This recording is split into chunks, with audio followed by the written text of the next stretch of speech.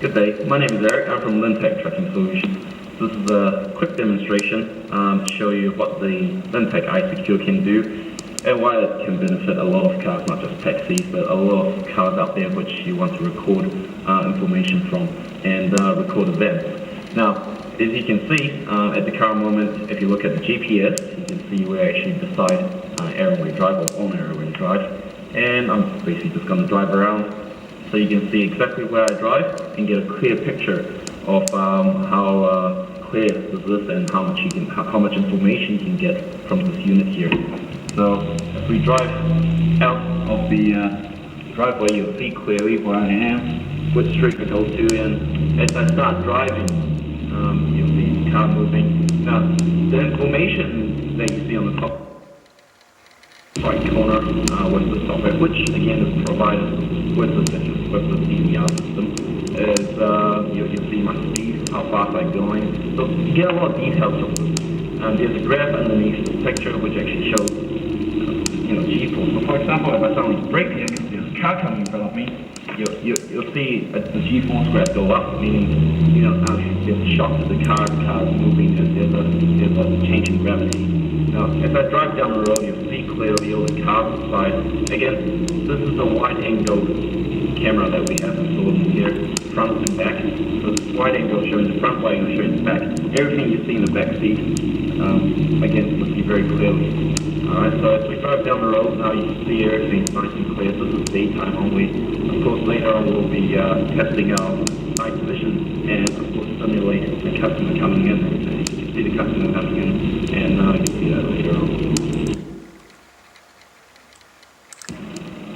Right, we're basically doing this last piece where we will demonstrate to you quickly what it is like to actually film things at night time. Again, just to show the capabilities of its night vision. And of course, we'll simulate picking up a passenger, for example, taking him to the destination. So for example, if we were to drive down the road and we see a customer up ahead waving his hands at me, and basically pick up the passenger, and after we pick up the passenger, you will be able to see him get in the car pretty clearly, what he's wearing, and even if he has his hat on, you can see his face pretty clearly. If he's got tattoos, things like that, you can also see it as well, which can really help in situations where you try to identify the person. Now, for example, if the passenger has told me where he wants to go, I simply just start driving. And, again, you'll see on the Google Maps and the software where the passenger is about to go.